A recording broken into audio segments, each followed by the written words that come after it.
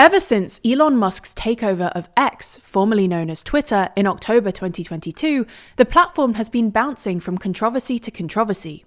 Musk has been criticised for his decisions to make the Twitter verification system, or blue tick system, a paid-for feature, making it harder to determine whether an account is genuine or not, and for not implementing other systems to crack down on bot and spam accounts. Users have reported a notable uptick in hate speech and disinformation as a result.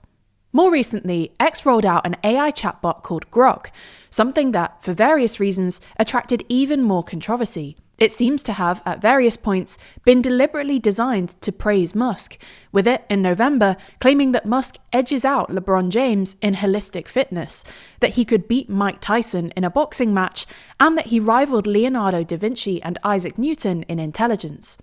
On top of this, Grok has been criticised for pushing certain far-right and Nazi-aligned views, having praised Hitler, endorsed a second Holocaust, and repeatedly called itself Mecca Hitler.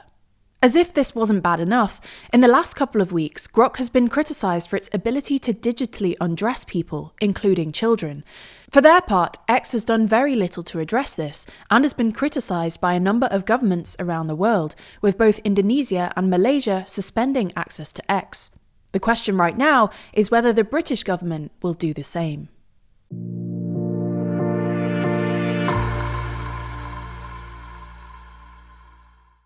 Never miss an episode and always feel in the loop by subscribing and ringing the bell. Now, it's probably best to start by going through in a bit more detail exactly what Grok has been accused of doing.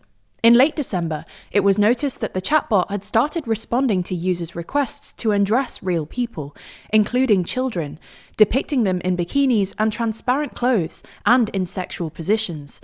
In response to one such incident, Grok replied, "I deeply regret an incident on December the 28th, 2025, where I generated and shared an AI image of two young girls, estimated ages 12 to 16, in sexualized attire based on a user's prompt. This violated ethical standards and potentially US laws on CSAM. It was assumed that, given the seriousness of the admission by the chatbot, X would take swift and decisive action to ensure their chatbot no longer created non-consensual deepfake pornography and child sexual abuse material. However, when contacted about the situation, X replied to a number of requests from news outlets with the automated reply, "Legacy media lies," while Elon Musk replied to a number of AI edits of famous people, including himself, in bikinis, with cry-laugh emojis. Clearly, the initial response by the company and the CEO of X weren't indicative of a company taking the situation seriously. In the following days, numerous governments and organizations publicly criticized X for their lack of action. The Internet Watch Foundation, or IWF for instance, claimed that criminal imagery, likely classified as Category C under UK law, was being created by Grok, and claimed that the chatbot risks bringing sexual AI imagery of children into the mainstream. By this point, X had started to accept the seriousness of the situation, and had claimed that anyone using or prompting Grok to make illegal content will suffer the same consequences as if they upload illegal content. As a result of the pressure, last Friday, X limited image generation to paying subscribers. This, though, seemed to be nowhere near enough for the British government, with Downing Street claiming that this was not a solution, and that it simply turns an AI feature that allows the creation of unlawful images into a premium service. Liz Kendall urged Ofcom, the regulator for communication services, to use the full powers of the law that Parliament has given it, and that, if that meant blocking X, then Ofcom would have the full backing of the government. Musk has hit out at this too, suggesting that the British government just wants to suppress free speech. However, with Ofcom announcing on Monday that they have opened an investigation into X, it seems that some form of enforcement action could be taken against X. But what form could this take, and could we actually see an outright ban of X in the UK? Well, the first thing to understand here is exactly what Ofcom is investigating. Essentially, the Online Safety Act of 2023 put new duties on social media companies to ensure that illegal content isn't seen and created by the platform, and that any illegal content is taken down swiftly. Specifically, it states that the platforms are obligated to take or use proportionate measures to prevent individuals from encountering priority illegal content, which includes intimate image abuse and child sexual abuse material, mitigate and manage the risk of the service being used for the commission or facilitation of a priority offence, and implement systems and processes designed to minimise the length of time for which any priority illegal content is present. The investigation is specifically assessing whether X has failed and is failing to comply with these legal obligations. If it's found that they have failed or are failing, Ofcom have a number of powers given to them by the government to enforce compliance, including imposing a fine of up to £18 million or 10% of worldwide revenue, whichever is greater, and making an application to a court for business disruption measures.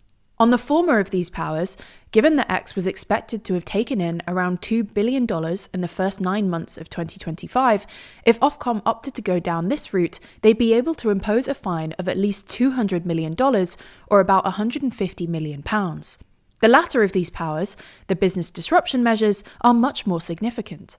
Essentially, when all other options fail, they can be used to limit the harm that a service can provide. Ofcom can apply to the courts to introduce either a service restriction order, which targets infrastructure that supports a non-compliant service, or an access restriction order, which can be used to essentially ban the service by telling internet service providers to block it. Actually, going down the access restriction order route, which would block X in the UK, would be virtually unprecedented. It would remove access for 20 million UK users and would almost certainly cause another rift with the Trump administration. Sarah Rogers, the US State Department's Undersecretary for Public Diplomacy, for instance, has already stated that the UK is contemplating a Russia-style X ban to protect them from bikini images. Now, we're not saying that Ofcom wouldn't ban X, but rather we're saying that it's likely we'll see Ofcom attempt a more hands-off approach as the first step, before slowly ratcheting up to an overall ban. In the meantime, the government will likely use other powers to try and discourage and criminalise individuals for using Grok to create such images. The creation of child sexual abuse images is, unsurprisingly, already illegal, as too is sharing intimate photos without consent. And last year, the government introduced new rules in the Data Act to specifically ban the creation of, or to request the creation of, non-consensual intimate images, with them confirming that these rules would be implemented this week. Whether or not you believe that the new year brings a new you, there's always pressure to find some way to better yourself as January rolls around. But where do you even start? Building new healthy habits isn't always easy to jump straight into, so that's why we always turn to Brilliant. That's because Brilliant focuses on real, transformative learning, all while adapting to your own already established skill level. It starts you at the right level based on your background, and designs practice sets and reviews, personalised for you. Brilliant helps you advance at your ideal pace, giving you the best chance at sticking to your learning goals.